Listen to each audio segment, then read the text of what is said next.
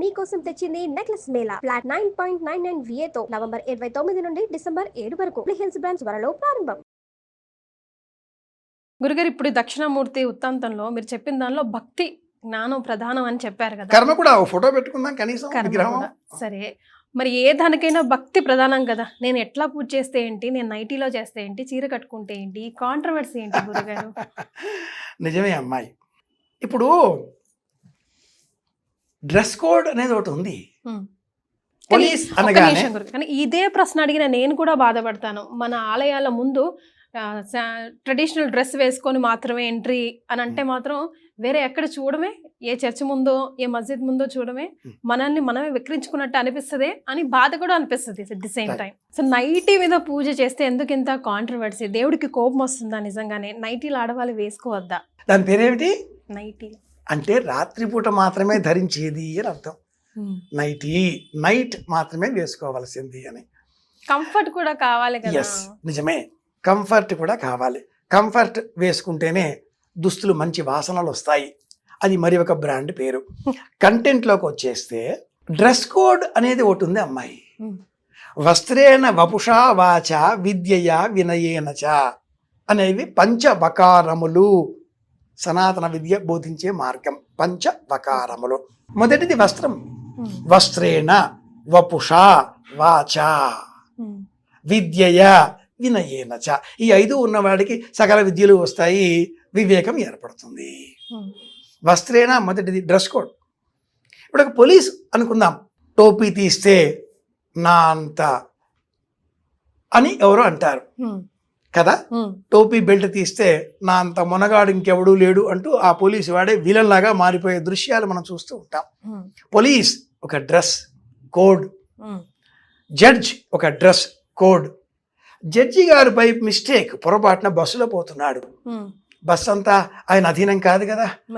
ఆయన ఆ బస్సులో ఆర్డర్ ఆర్డర్ సైలెన్స్ ఎవడన్నా వింటాడా? పోనీ కోర్టు ఆయన ఎరీనా, ఆయన ప్లే గ్రౌండ్, అక్కడ కూడా ఆయన సాయంత్రం 5 అయిన తర్వాత కుర్చీలోంచి లేచి నిలబడ్డాక గౌను తీసేసి ఆర్డర్ ఆర్డర్ అంటే ఎవడన్నా వింటాడా? తోసుకుంటూ పోతారు. ఆ డ్రెస్ వేసుకుంటేనే, బౌ పెట్టుకుంటేనే lawyer. Operation theatre dress, police dress, పూజారి డ్రెస్, పూజ డ్రెస్. చర్చిల్లో కానీ మసీదులలో కానీ మనం పోల్చుకునే అవసరం లేదు. వాళ్లకు సంబంధించిన డ్రెస్ కోడ్ వాళ్ళు పాటిస్తారు. తలపైన వస్త్రం ధరించకుండా వాళ్ళు లోనికి రానివ్వరు. టోపీ లేకుండా ప్రార్థనలు చేస్తామంటే వాళ్ళు అంగీకరించరు. ఎక్కడ చూసినా అక్కడ ఒక డ్రెస్ కోడ్ మనం చూస్తూ ఉంటాం కదా. అలాంటప్పుడు మన వాళ్ళే జ్ఞానం పెంచుకొని ఎక్కువైపోయి అన్నీ మనవే అనేసుకొని ఇది కంఫర్ట్ అంటూ ఓ పొడుగాటి ఒక గౌను వేసేసుకొని ఆ గౌనుతో పూజ చేస్తాం అంటే చాలా ఎబ్బెట్టుగా ఉంటుంది. దాని పేరు నైటీ. రాత్రి వేళ ధరించవలసింది. నిజానికి ధరించే వస్త్రాన్ని, రాత్రి వేళ ధరించే వస్త్రాన్ని వేరుగా చూపిస్తుంది సంప్రదాయం. ఉదయం ధరించే వస్త్రం వేరు, రాత్రి ధరించే వస్త్రం వేరు. రేవతి ఈ స్వావ్యక్షం కృతికాశ్చాకం తగ్గుస్తవా. ఆ ధరించే వస్త్రానికి కూడా ఒక మంత్రం ఉంది. ఓ 7 సార్లు దులపాలి. ఒక్కసారి శరీరం మించి తీసివేస్తే ఉతకకుండా మళ్ళీ ధరించకూడదు. ఇలాంటి అనేక నియమాలు వస్త్రానికి సంబంధించినవి సనాతన ధర్మం సూచించింది. ఇన్ని ఎందుకనమ్మాయి ఓ మాట చెబుతాను. కవి సమ్రాట్ విశ్వనాథ సత్యనారాయణ గారి చెలియలి కట్ట అనే నవలలోనిది ఈ మాట. మాటకు విరామ చిహ్నం హద్దు. సముద్రానికి చెలియలి కట్ట హద్దు. ధరించే వస్త్రానికి అంచు హద్దు. భోజనం చేసే పళ్ళానికి అంచెన హద్దు చివరగా ఉండేది. పళ్ళానికి అది లేదనుకుందాం, ఏమవుతుంది? సాంబార్ అంతా వీధుల్లో ఉంటుంది. అంచు ఉండాలిగా, విరామం ఉండాలిగా. సముద్రానికి హద్దు లేకపోతే విశాఖపట్నం అయిపోతుందిగా. పంచకు కూడా అంచు ఉంటే దారం పోగులు రావుగా. కనుక హద్దు. 2 వస్త్రాలు ధరించాలి. ఏకేన వస్త్రేణ కార్యన్న కుర్వీత. ఆపస్తంభ సూత్రం, ఇది ధర్మసూత్రం. సంప్రదాయం ధర్మసూత్రము, గృహ్య సూత్రము, శ్రౌత సూత్రము, శుల్బ సూత్రము అనే 4 విధాలుగా సూత్ర వాంగ్మయ ప్రపంచాలను 18 మంది మనకు అందించారు. చాలా పెద్ద ప్రపంచం. నియమావళి మామూలుగా లేదమ్మా. ఏవైనా అందరూ మనుస్మృతి అంటూ ఉంటారు. అలాంటివి 18 ఉన్నాయి. మనకు ఒకటి ఇండియన్ పీనల్ కోడ్ అంటూ ఉంటాం. అది ఒకటేనా? బోల్డ్ అండ్ సబ్సెక్షన్స్ ఉన్నాయి. విపరీతంగా చదువుతూ ఉంటే కానీ వచ్చే జ్ఞానం కాదు ఇది. ఏదో పొడుగ్గా ఒక గోను వేసేసుకుని 1-2 బటన్స్ ఇలా పెట్టుకుని ఆ జిప్పు పెట్టేసుకొని మేం చేసేస్తాం అంటే ఇంకా నయం. పట్టుతో చేసిన నటి వేసుకున్నాం కదా, ఈ నైటి పట్టు వస్త్రంతో కుట్టిచ్చాను మామయ్య గారండి అనే కోడళ్ళు కూడా రాబోతున్నారు. మీకు పట్టుది వేసుకుంటే నైవేద్యానికి పనికిస్తుంది కదా, కాబట్టి ఈ నైటి పట్టుదో శుభ్రంగా నైటీ వేసుకోండి, ఏ చింత లేదు. అయితే నడుముకి ఒక తువ్వాల కట్టుకోండి అట్లీస్ట్. కొన్ని నైటీలకి ఈ మధ్యకాలంలో నైటీ క్వాలిటీతో, నైటీ ప్రింట్తో ఉండేటటువంటి వల్లెవాటు కూడా వస్తుంది. సెట్ లాగా వల్లెవాటుని నడుముకి బిగించి కట్టండి. దేహాన్ని 2 భాగాలుగా చేసిన సనాతన ధర్మం నావెల్ పిన్ పాయింట్ నాభి దగ్గర నుంచి దిగువ భాగమంతా కూడా రాక్షస భాగమని, ఎగువ భాగమంతా దైవ భాగమని విభజించి ఆ దైవ భాగానికి బంగారు ఆభరణాలు, రాక్షస భాగానికి వెండి ఆభరణాలు ఇలా ఒక విభజన చేసింది. ఎడమ చేత్తో తింటామా? లెఫ్ట్ హ్యాండర్స్ మినహాయిస్తే. అది జెనిటల్ ఫోబియా కాబట్టి, ఏదో డిఫెక్ట్ కాబట్టి, అది మ్యానుఫ్యాక్చరింగ్ డిఫెక్ట్ కాబట్టి they may take left hand because they belongs to left handers practices. They are the left handers. But అందరూ కూడా కుడి చేతితో తింటారు. 2 చేతుల్లోనే మనం ఇంత చూస్తున్నప్పుడు 2 కళ్ళు సమానం కావు, 2 చెవులు సమానంగా ఉండవు, 2 ముక్కు రంధ్రాలు సమానంగా ఉండవు, 2 భుజాలు శరీరంలో ఉండే ఏ భాగాలు 2 కూడా సమానంగా ఉండవు, ఏ భాగాలైనా.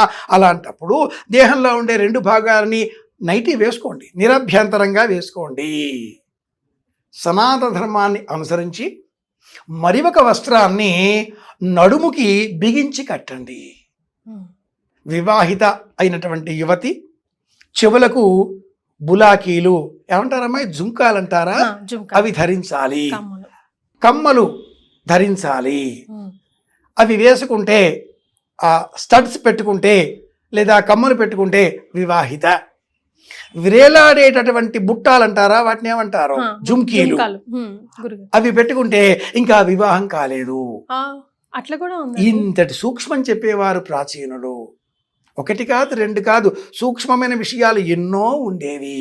అబ్బాయి వారు అమ్మాయి ఇంటికి వచ్చి అమ్మాయిని పెళ్లి చూపులు చూసి మాట్లాడిన తర్వాత ఈ అమ్మాయి మాకు నచ్చింది అని ఎలా చెప్పేవారంటే, వారు వెంట తెచ్చిన ఆ పువ్వులను అమ్మాయి చేతికి ఇచ్చి అమ్మాయి పువ్వులు పెట్టుకో అని ఆ అమ్మాయికి ఆ పువ్వులు అలంకరించి బొట్టు పెట్టి వెళ్ళిపోయేవారు. అమ్మాయి మాకు నచ్చింది అని చెప్పడం. నచ్చలేదు ఆ మాట కూడా ఎలా చెప్పేవారు సౌమ్యంగా అంటే, ఆ పుష్పమాలికని దేవుడి పటానికి తీసుకువెళ్ళి వేసి, మీ ఇంట్లో దేవుడు ఉన్నాడు చూద్దామా అని చెప్పి దేవుడి దగ్గరికి వెళ్ళి ఆ దేవుడి పటానికి వేసి నమస్కరించి మళ్ళీ మాట్లాడదాం అన్నయ్య గారు అని వెళ్ళిపోయేవారు. అమ్మాయికి అమ్మాయి తల్లి ఒక అబ్బాయి ఫోటో ఇచ్చి అబ్బాయి ఎలా ఉన్నాడే అని అడిగితే, చీకట్లో తిరగొద్దని చెప్పమ్మా, కనిపించడేమో, నల్లగా ఉన్నాడు అన్న మాట ఇంత వ్యంగ్యంగా. మీ ఇంట్లో వాళ్ళ ఇంట్లో కాస్త తలుపులు పెద్దగా ఉంటాయో ఏమో, మరి ఆ పిల్లడు బాగా లావు అని వ్యంగ్యంగా ఎలా చెబుతున్నావు అనేది కూడా విలువ. కనుక ప్రాచీన ధర్మం నైటీ కొత్తగా వచ్చింది అమ్మాయి. ఆ మాటకు వస్తే తెలుగువారి సంప్రదాయమైనటువంటి లంగా ఓణీలు పంజాబీ డ్రెస్ దెబ్బకి ఠారెత్తిపోయాయి. ఇది కంఫర్ట్, ఇది నిజంగా కంఫర్ట్. ఈ పంజాబీ డ్రెస్ను కూడా సంప్రదాయం ఎందుకు అంగీకరించింది, మరి నైటీని ఎందుకు అంగీకరించడం లేదు? పంజాబీ డ్రెస్లో బాటం వేరే, టాప్ వేరే, నైట్ పైన వేసుకునే ఏమంటారు చున్నీ వేరే, దుపట్టా ఉంటుంది కదా, ఒక వస్త్రం కాదు కదా. ఏదో బుడుపుక్కల వాడిలాగా సినిమాలలో దయ్యాలు ఎలా చూపిస్తారమ్మాయి, సినిమాలలో దయ్యాలు వేసుకునే డ్రెస్ కోడ్తో కూడుకున్న ఆ డ్రెస్ ఎలా ఉంటుంది, పొడవాటి ఓ గౌన్ వేసేస్తారు. వాళ్ళకి పంజాబీ డ్రెస్ కానీ లంగా ఓణీలు కానీ వెయ్యరు కదా, తెల్లటి డ్రెస్ వేసేస్తే అది దయ్యం. అలా గోళ్ళు పెంచి చూపిస్తే అది దయ్యం. అలా జుత్తంతా విరబోసుకుని తెక్క తెక్కగా పిచ్చి పిచ్చిగా చూపిస్తే అది దయ్యం. నుదుట బొట్టు లేకుండా చూపిస్తే అది దెయ్యం. అంత అదేదో వేసుకుంటారే సుసరభేత్తు, మా భాషలో సుసరభేత్తు, మీ భాషలో ఫౌండేషన్ క్రీమ్ అంటారు, దానికి సుసరభేత్తు. శ్రీనాథ మహాకవి చెప్పిన పేరు ఇది. అది వేసేసుకుంటే తెల్లగా అయిపోతుంది కదా, అది దయ్యాలను చూపించేటటువంటి పద్ధతి.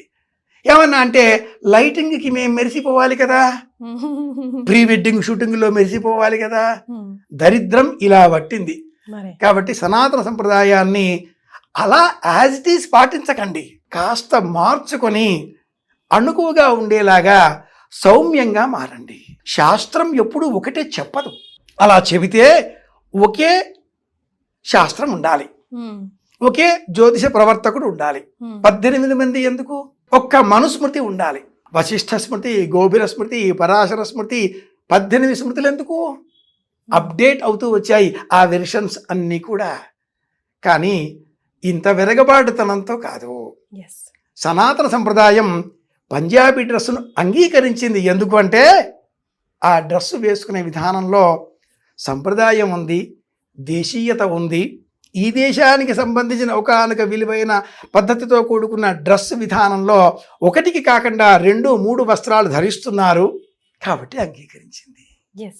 నైటీ ఎందుకు అంగీకరించదు? ఇది అరబ్బుల వాళ్ళు వేసుకునే, దయ్యాలు వేసుకునే గౌన్ లాగా ఉంది కాబట్టి అంగీకరించదు. ఇది విషయం. అర్థమైంది కదా. ఇంక ఇప్పుడు ఈ ప్రశ్న వద్దు.